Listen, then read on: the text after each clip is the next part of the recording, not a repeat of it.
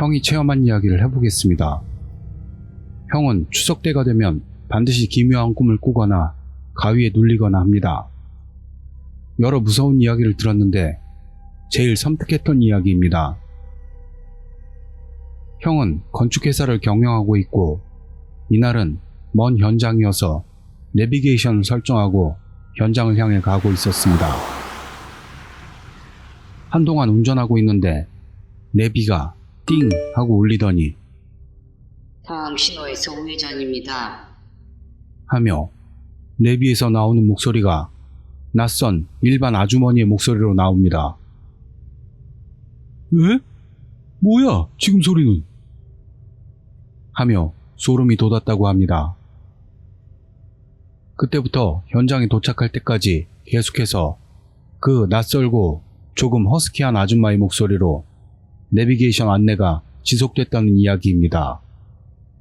물론 평소에는 아름다운 여성의 목소리입니다만 몇 년 전에 들었던 이야기입니다. 그러나 차에 탈 때마다 생각나는 소름 돋는 이야기입니다.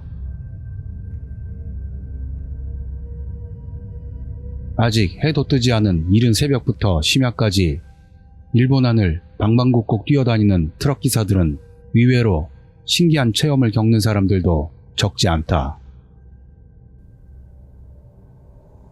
지인인 남성은 심야에 치바현에서 나가노현까지 트럭을 운전하고 있었다. 산속을 관통한 심야의 고속도로. 주위에는 달리는 차도 없고 드물게 스쳐 지나가는 맞은편 차량의 상향등에 혐오감을 느끼며 오로지 목적지를 향해 엑셀을 밟는다. 라디오에서는 이름도 모르는 가수가 인생을 소중히 여기라며 주제넘는 노래를 부르고 있다. 이윽고 터널에 들어섰고 그 노래도 노이즈 속으로 녹아들어 귀에 거슬리는 소리만이 울려 퍼지고 있었다. 그는 라디오를 끄고 조용한 심야 드라이브를 즐길 심산이었다. 3개 떨어뜨렸어. 금방이라도 사라질 것 같은 가늘고 가냘픈 목소리가 확실하게 들려왔다. 그는 공포로 온몸에 털이 곤두서고 피가 얼어붙는 것 같은 감각 속에서 휴게소에 가서 트럭을 세울 결심을 한다. 이마에 땀이 흐르고 느낌과는 반대로 트럭 속도가 너무 느린 감각에 사로잡히는 중에도 3개 떨어뜨렸어. 아무래도 뒤쪽 침대에서 들리는 것 같다. 쓸 일이 없는 룸미러는 옷차림만을 가다듬기 위해 자기 쪽으로 향해 있다. 눈을 들어 룸미러를 보자 금방이라도 울음을 터뜨릴 것 같은 얼굴을 한 자기의 바로 뒤에 고개를 숙인 여자가 보였다. 아마도 침대에서 무릎을 감싸 안고 앉아있는 것 같았다. 한심한 소리를 지르며 시선을 돌리고 마음속에서 불경을 외우고 있자 뒤에서 불쑥 손이 뻗어나와 두 눈을 가린다.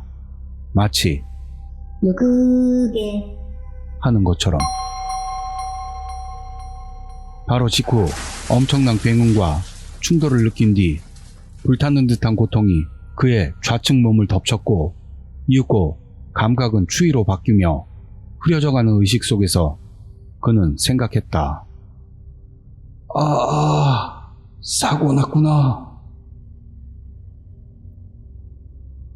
눈을 뜨니 병원 침대 위에 있었다.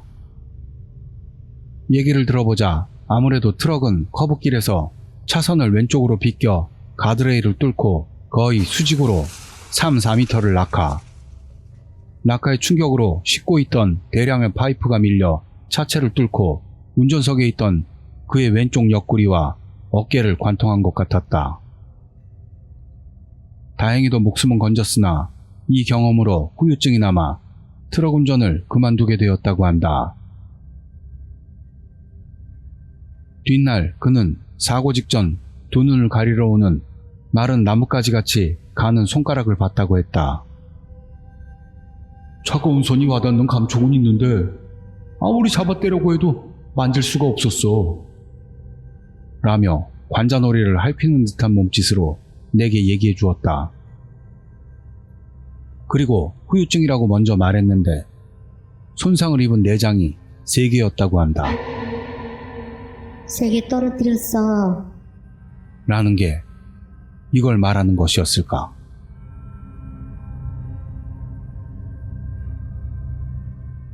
이미 10년도 더 된 이야기. 그날은 막차 전까지 마시고 나고야에서 기후 방면으로 향하는 전철에 타고 있었다. 막차라고는 하지만 각 역은 아직 그런대로 사람들이 있었는데 갈수록 사람도 점점 적어져 조용해진 차량 안에서 음악을 들으며 앉아 있었더니 이상한 사람이 옆 칸에서 이동해왔다. 하얀 원피스를 입은 깡마른 여자였는데 이상하게도 키가 크고 머리가 길었다. 적어도 180 이상은 되어 보였고 허리까지 곱게 뻗은 검은 머리가 늘어져 있다. 그 머리카락이 윤기가 없이 그저 새까맣기만 해서 극도의 위화감을 느꼈다. 그 여자는 일단은 문 가까이 앉아있는 아저씨에게 제일 먼저 가서 옆에 앉았다. 아저씨는 신문을 보고 있었지만 그 여자는 아저씨의 옆 얼굴을 뚫어지게 바라보고 있었다. 정면으로 돌아가서 보거나 아래에서 올려다보거나 하면서 한동안 아저씨 얼굴을 유심히 들여다보다가 자리에서 일어나려고 하는 순간 문득 시야가 차단된다. 내 앞쪽에 앉아있던 아주머니가 내 눈앞에 서서 여자가 보이지 않게 됐기 때문에 약간 비껴서서 보려고 했더니 갑자기 아주머니가 말을 걸어왔다. 그만둬요. 저건 최악이야. 재미삼아 볼 게 아니야. 나는 일단은 못 들은 척 다시 여자를 보려고 했는데 그러니까 그만두라고요. 눈이 마주치면 끝나는 거야. 이번에는 힘을 줘서 말했다. 여자는 그때 아저씨의 정면에 앉아있던 젊은 남자의 얼굴을 보고 있는 게 아주머니 옆으로 보였지만 아주머니의 목소리에 놀란 내가 예?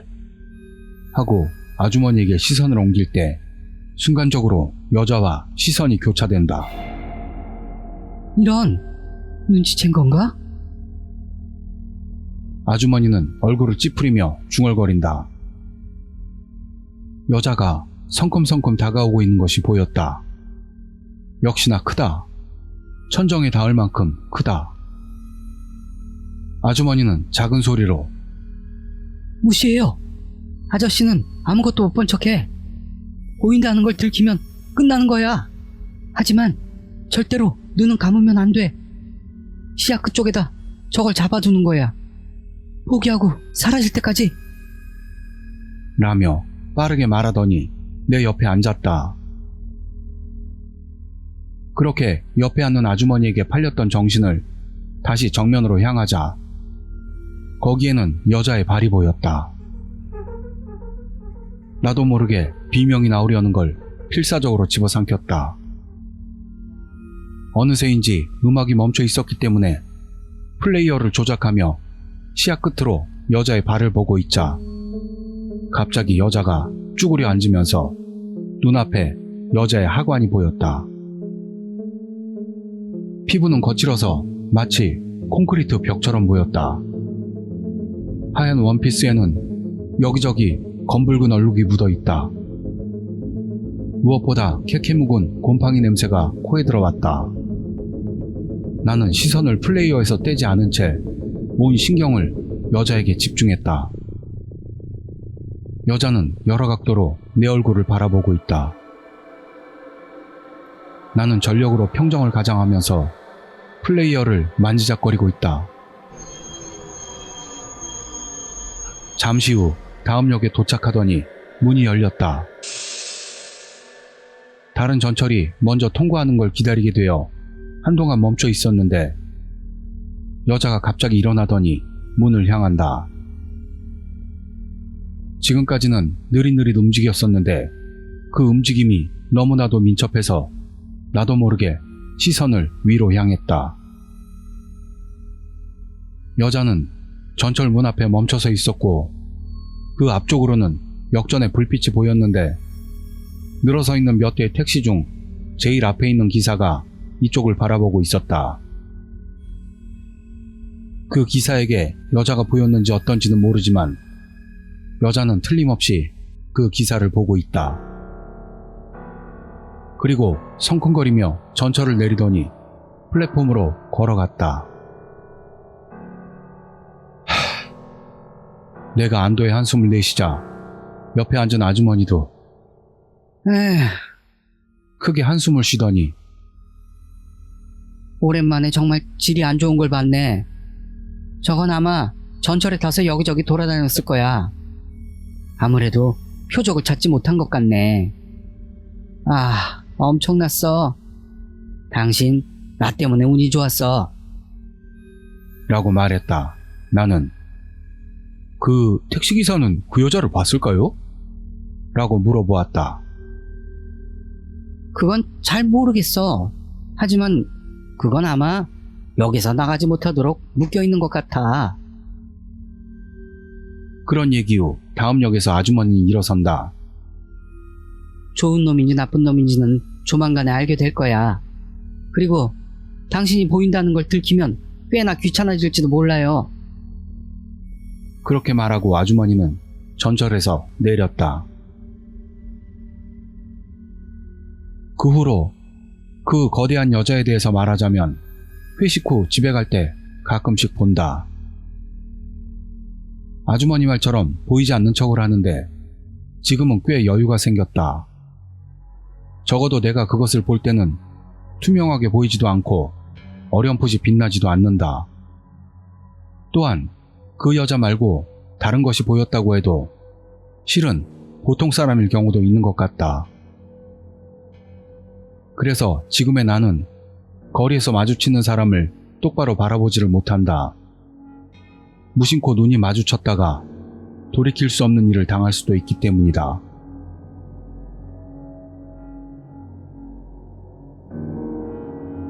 이것은 내가 아직 교토에서 대학생이던 때의 이야기입니다. 당시 밴드를 결성했던 나는 주말밤이 되면 밴드 멤버들과 스튜디오에 들어가 연습을 하곤 했습니다. 그날 연습이 끝났을 때는 밤 1시였습니다. 계절은 여름으로 교토 특유의 나른하고 묵직하게 무더운 밤이었습니다. 그 스튜디오는 집에서 멀어서 항상 버스를 이용하고 있었습니다만 시간상 이미 버스는 끊긴 상태라서 어쩔 수 없이 택시를 잡았습니다. 등에 짊어진 기타 케이스를 내려놓고 쓸데없는 지출이네. 다음 라이브 일당도 빠듯한데 같은 생각을 하며 택시 올라탑니다. 50대 정도의 어디에나 있을 법한 그런 아저씨가 택시기사였습니다. 냉방을 잔뜩 틀어놓은 차 안은 땀에 젖은 내 몸에 너무 시원했던 게 기억납니다. 기사에게 목적지를 말하니 기사가 내게 말을 걸었습니다. 그 거리에 산다는 건 대학생이라는 거죠? 네, 그렇습니다. 그 근처에 볼링장 있죠? 저는 볼링을 참 좋아해요. 회사 볼링대에서도 꽤나 높은 데까지 올라갔었죠. 아, 그러세요? 솔직히 그때는 연습이 끝나느라 피곤해서 별로 이야기를 나누고 싶진 않았습니다만 상냥하게 웃는 눈가가 룸미러 너머로 보여서 사람들과 말하는 걸 좋아하는 기사라고 생각해 한동안 맞장구를 쳤습니다. 그렇게 이야기를 나누는 도중 묘한 위화감을 느끼기 시작했습니다. 오늘은 오랜만에 맑은 날씨네요. 맑은 날은 저는 불고기가 좋아요. 내 대답과는 전혀 관계가 없는 이야기가 갑자기 튀어나오거나 아무리 봐도 이야기가 앞뒤가 맞지 않는 것입니다. 그런 식으로 이야기를 하는 사람들은 때때로 있는 법이라고 생각하고 신경을 쓰지 않으려고 했습니다만 조금 지나자 그건 그렇고 그 거리에 산다는 건 혹시 대학생인가요? 네. 그 근처에 볼링장 있죠? 저는 볼링을 참 좋아해요. 이래봬도 꽤나 친다고요. 네. 대학생이라고 했었죠? 네. 볼링장에서 가까운 데네요. 좋군요. 실은 저는 볼링이 취미거든요. 그 근처라 좋겠네요. 대학생이죠? 저는 볼링을 참 좋아해요. 회사 볼링대에서도 꽤나 높은 데까지 올라갔었죠. 대학생이라고 했죠? 이런 식으로 대화가 계속 같은 내용을 반복하기 시작하는 겁니다. 건망증이 지독할 나이로도 보이지 않았고 그런 종류와는 다른 무언가 정체를 알 수 없는 섬뜩함을 느꼈습니다. 나의 얼빠진 답변도 상관 않고 기사는 계속 같은 말만을 반복하고 있습니다. 밀폐된 한밤중의 차 안은 어둡고 무겁고 기분 나쁜 땀이 등줄기로 솟아나서 너무 낮은 냉방으로 인해 한기조차 들 정도였습니다. 룸미러 너머로는 아까와 똑같이 웃는 눈이 비쳐 보일 뿐이었습니다. 갑자기 대화가 끊어집니다. 이 기묘한 대화로부터 해방되는 것인가?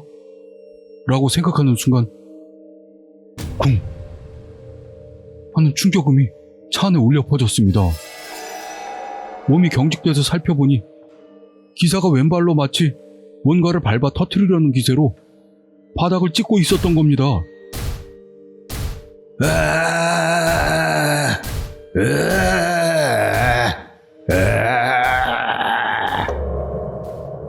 거기다 낮은 신음까지 내기 시작하는 겁니다. 그러더니 기사는 다리를 위아래로 떨기 시작했습니다. 얼마나 힘이 들어가 있는지 차가 흔들릴 지경이었습니다. 왜? 앞차가 너무 천천히 가서 화가 났나? 아니면 내가 뭔가 화가 날 만한 말을 했나? 그렇다면 이 기사는 굉장히 위험한 사람이잖아.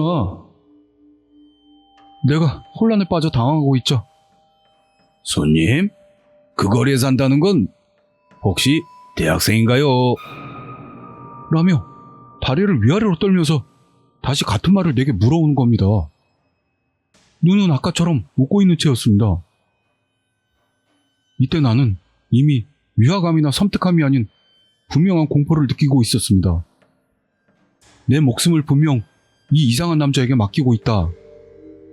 이것을 의식했을 때의 공포는 지금도 확연히 기억하고 있습니다. 게다가 기사는 분명히 난폭해지더니 커브를 돌 때마다 몸이 쏠렸고 앞차에게는 경적을 울려대면서 억지로 앞쪽으로 추월하거나 하는 겁니다. 교토 택시들이 운전이 거친 건 알고 있었습니다만 승객에게 죽음의 공포를 느끼게 할 만큼은 아닙니다. 이때는 정말 죽을지도 모른다는 생각이 들었습니다. 내려줘! 라고 소리치고 싶었습니다만 한심하게도 인간이란 정말로 무서우면 목소리가 나오지 않는 것 같습니다. 무엇보다 기사에게 어설픈 자극을 주고 싶지 않아서 나는 그저 꼼짝없이 동상처럼 굳어 있었습니다. 그리고 더 무섭게도 차는 목적지와는 전혀 다른 방향으로 진로를 바꾸는 것입니다. 이젠 한기였습니다. 저는 그제서야 겨우 내려주세요. 여기서요. 여기도 괜찮으니까 내려주세요. 하며 겨우 목소리를 냈습니다. 그러자 기사는 의외로 그래? 여기선 멀잖아. 지극히 평소의 톤으로 말하면서 차를 옆에다 댔습니다. 얘기 나눠줘서 고마워. 같은 말들을 하면서 아까와 비교하면 부자연스러울 정도로 자연스러운 대응을 하는 기사는 내게 택시비를 알려줬습니다. 나는 아까까지의 공포심이 지나친 생각이었던 걸까? 내가 신경이 예민해서 지나치게 받아들인 걸까? 하는 뭐가 도대체 현실이었는지도 모호해져서 백일몽이라도 꾼 기분이었습니다. 풀려난다는 안도감으로 잠시 방심했던 것 같습니다. 일단은 빨리 내리자. 그렇게 생각하며 서둘러 계산을 마치니 기사의 감사합니다. 하는 사람 좋은 말투가 들렸습니다. 기타 케이스를 움켜쥐고 밖으로 나가려 하자 기사가 탈바가지처럼 웃는 얼굴로 이렇게 말했습니다. 손님, 혹시 대학생인가요? 그 후 가까운 곳에 사는 친구네로 달려들어가 이 체험담을 이야기했습니다만 잘 전달이 되지 않았습니다. 직접 체험한 나 말고는 무섭지 않을지도 모르겠습니다. 하지만 그 이상한 기사는 지금도 교토의 밤을 달리고 있을지도 모른다고 생각하니 정체를 알 수 없는 공포가 다시 살아납니다.